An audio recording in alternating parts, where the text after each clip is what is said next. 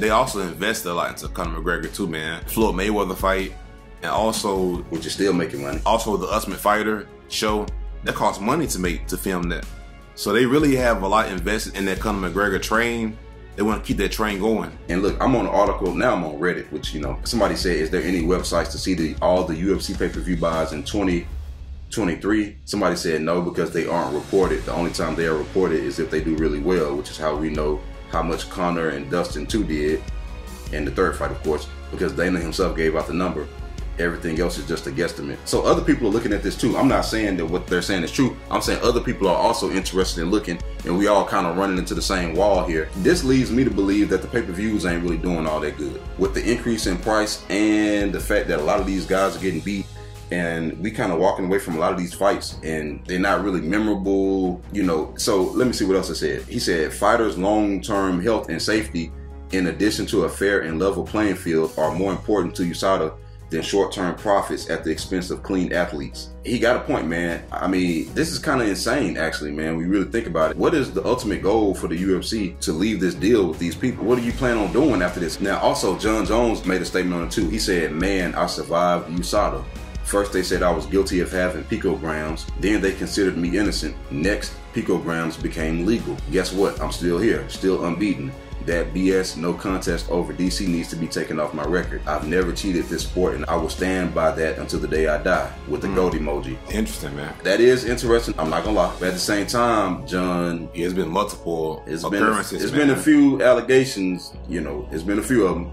So, I mean, if there's smoke, sometimes there's fire. This whole thing is just very odd. Man, the guy, he made another comment, man. I can't find it at the moment, but he made a comment about what the UFC will probably do. He said there are some private companies out there. Some of them are owned by venture capital firms or private equity firms, and they're willing to run any kind of program, whether it has credibility or not, if they can make a little bit of profit. And so my guess is they'll get some sample collection company that does that. One last thing. Whoa. He said Drug-Free Sport International, for example, and some other even professional sport that does it. He said, and they'll probably try to subcontract out with the laboratory, and then UFC will likely handle all the results, will be my guess. So they'll bring it in-house and control every aspect to it. Who's tested, what's tested for, and at what times they're tested. They'll send out collectors to go test it. I don't know, but that's my prediction for sure.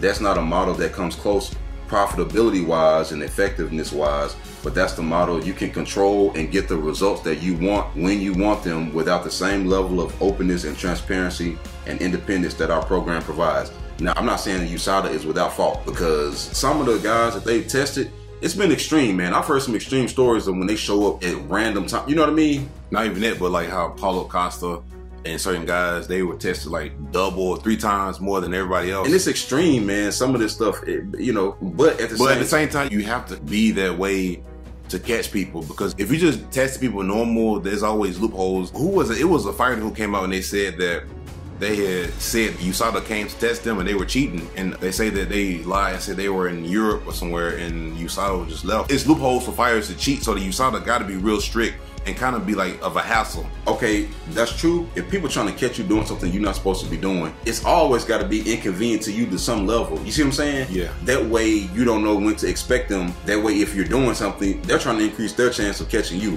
Yeah. But ultimately, man, to wrap it on up, this all comes back down to Conor. And if it comes back to Conor, it comes back to money. They trying to get Conor to come back, man, maybe a little sooner.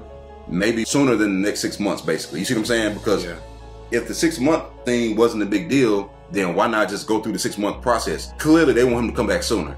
And so they're not willing to put up with the USADA. It's funny, we made a video about that a couple months ago. We was like saying, do the UFC need Conor McGregor, or do Conor McGregor need the UFC? And I guess the UFC need Conor McGregor more. Apparently they do. We'll see how everything plays out. I mean, I don't know, man. It's a lot of consequences, pros and cons to this, man. The UFC chose Conor over everybody else. The integrity of the sport, to be honest. And everybody else. So